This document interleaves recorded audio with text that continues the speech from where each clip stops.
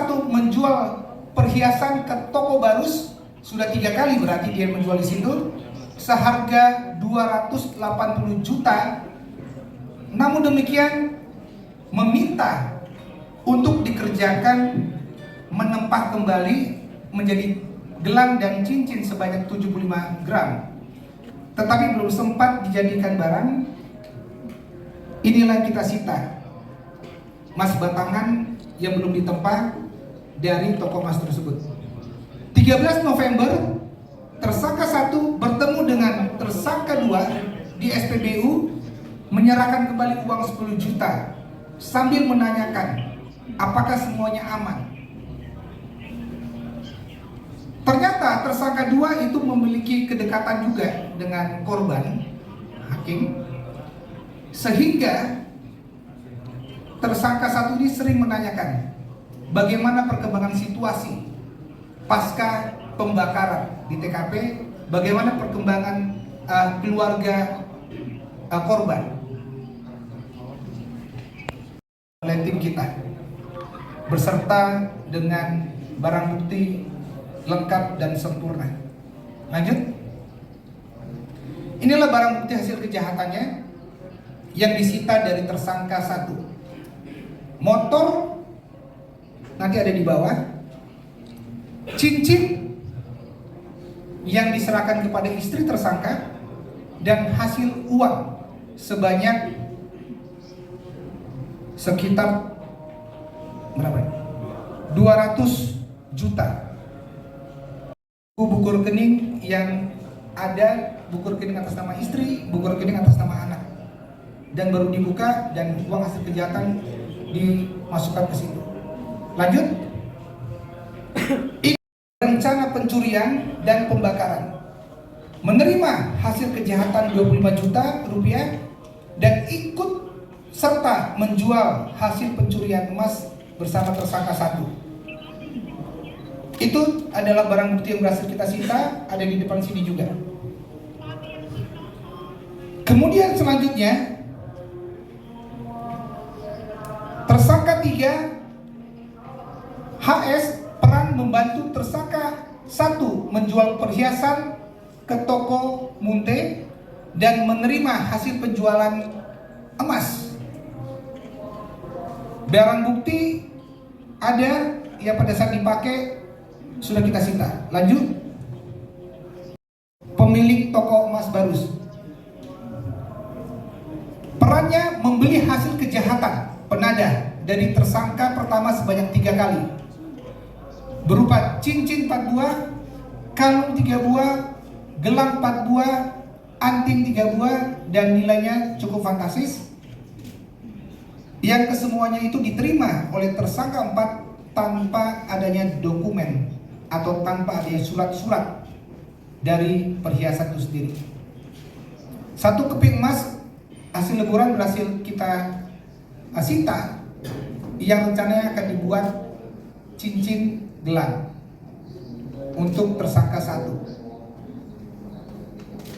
Lanjut. Demikian untuk paparan singkat perkembangan dari hasil proses penyelidikan, penyidikan, dan para tersangka yang sudah kita tetapkan sebagai tersangka. Saya rasa cukup sekian. Kita tunggu sebentar, lagi ada aja.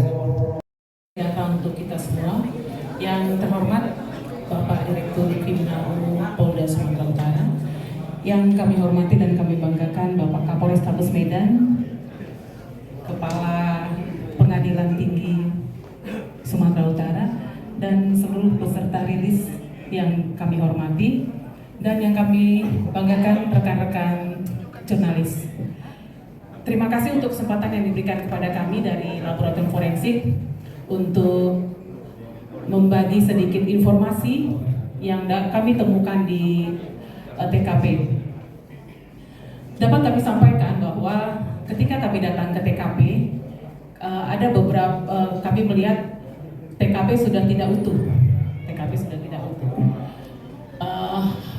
Pertama-tama kami melakukan pengamatan umum di TKP, kemudian lebih dalam lagi kami melakukan di lantai kamar tersebut, kami melihat tingkat kerusakan yang paling parah ada di sana.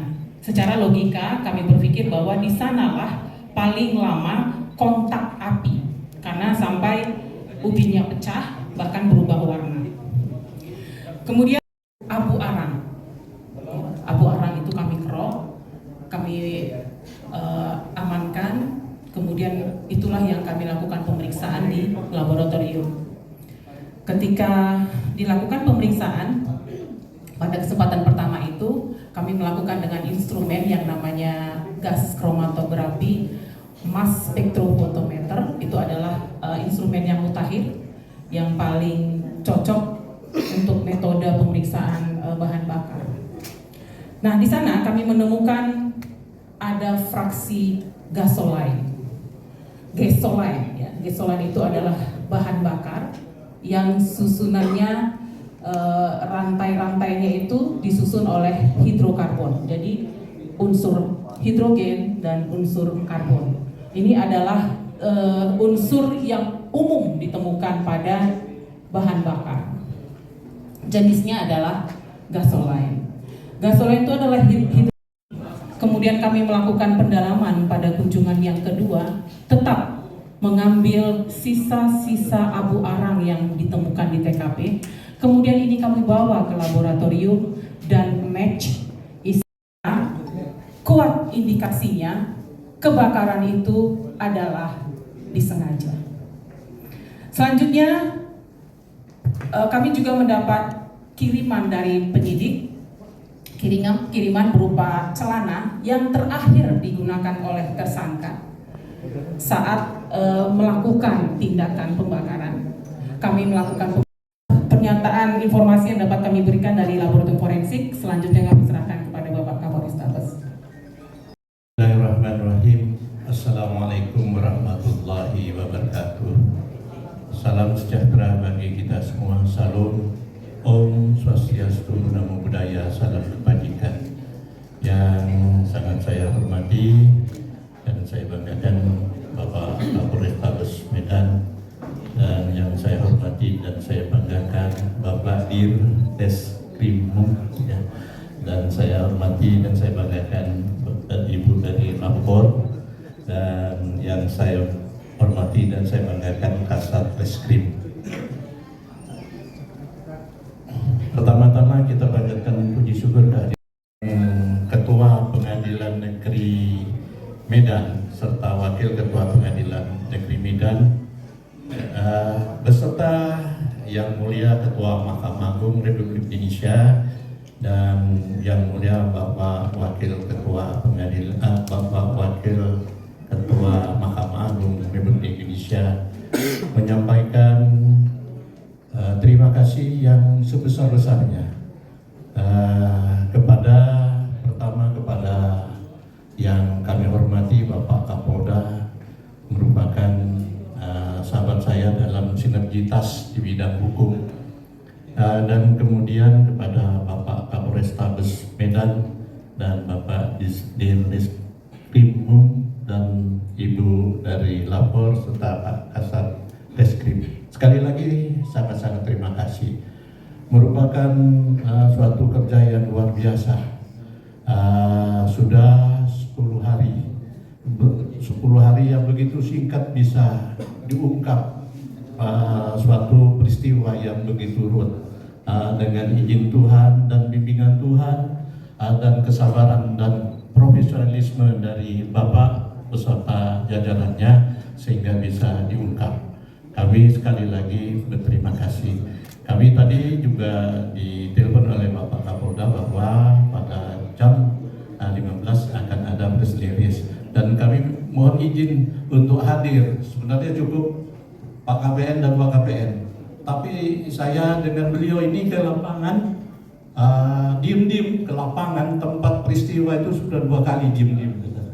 Beliau mendampingi dengan telatennya, ya saya percayakan, dan sekarang sudah terbukti. Saya terima kasih lagi Pak.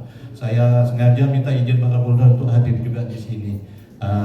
Dan berikutnya ini sudah menjawab spekulasi selama ini ada spekulasi liar. Nah sekarang bisa dijawab dengan kinerja Bapak Kapolrestabes beserta jajarannya dan dengan bimbingan dari Bapak Kapolda yang cukup profesional.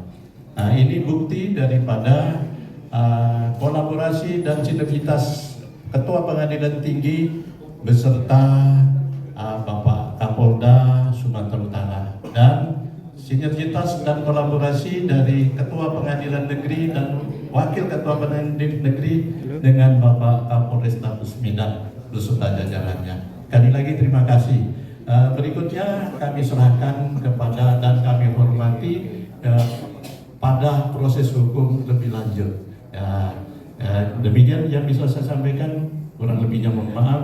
Wabillahi taufiq wal hidayah. Wassalamualaikum warahmatullahi wabarakatuh.